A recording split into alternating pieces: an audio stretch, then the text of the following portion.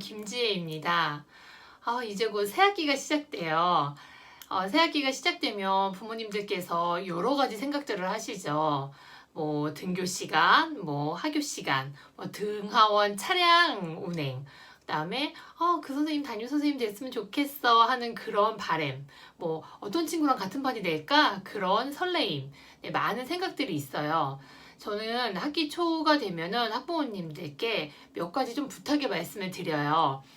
그 부탁 조금 미리 드리려고 네, 영상 준비했습니다.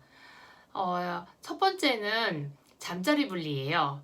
잠자리 분리는 많은 분들이 궁금해하시고 질문도 많이 주시고 또 이렇게 시도하시고 원하시는 거세요. 근데 학기 초는 아닙니다 라고 얘기해요. 3월 달에는 잠자리 분리를 시도하지 말아주세요. 그래요.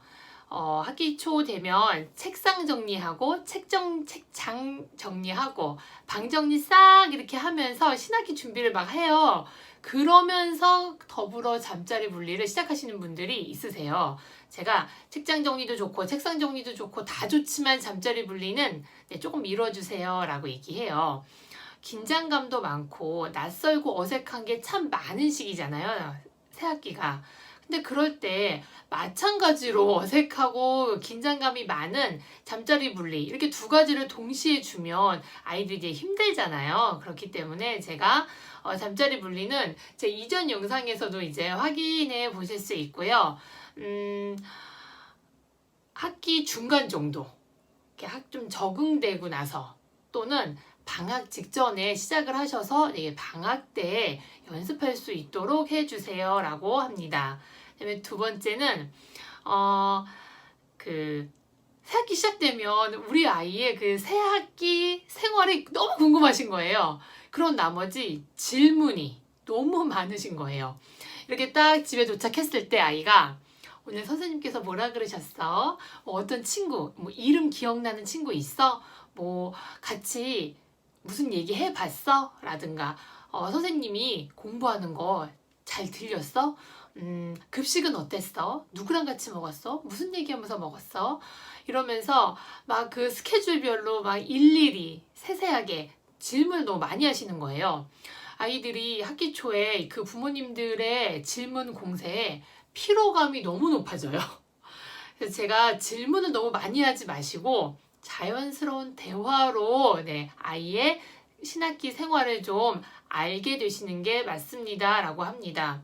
이게 더 큰 피로감이 뭐냐면은 어제도 물어보셨고 오늘도 물어보시고 내일도 또 물어보신다는 거예요.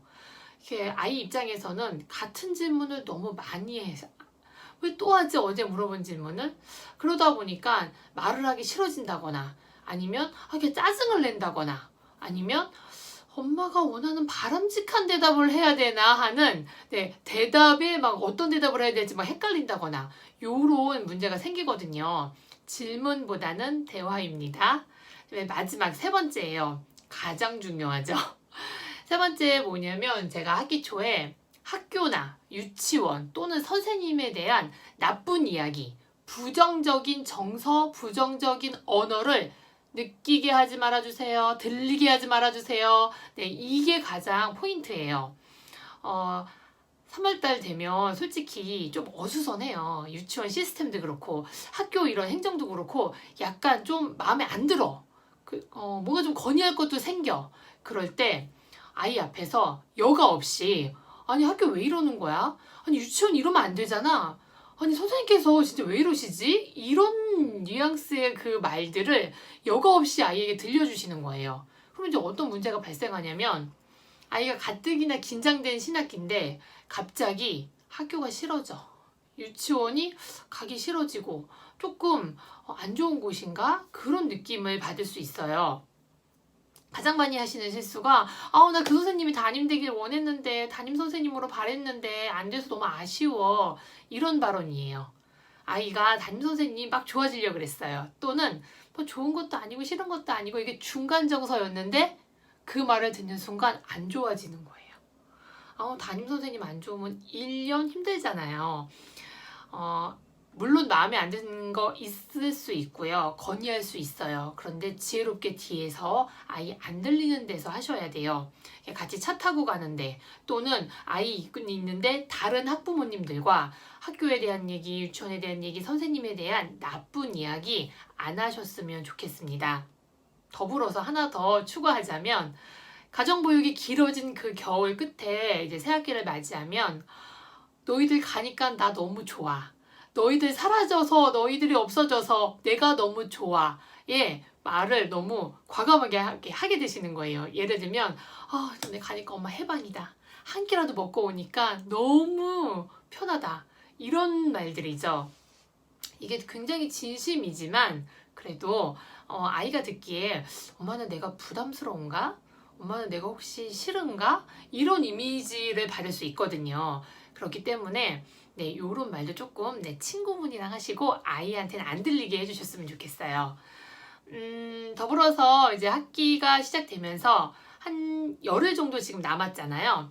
이 열흘 정도 남았을 때 지금 이렇게 자서 일어나면 이제 지각이다 라든가 아니면 아니 이렇게 생활하다가 학교 가서 어떻게 생활할지 걱정이다. 이런 말을 자주 들으면서 이제 새학기를 맞이하기보다는 그 있잖아요. 막 공책도 사고 연필도 사고 필통도 사고 그러면서 기대되고 설레이는 마음. 이런 마음으로 학기 초 준비해 주셨으면 좋겠어요. 막 이런 시간표로다가 다니면 너무 재밌을 것 같아. 이 필통에다가 연필 넣어서 다니면 너무 즐거울 것 같아.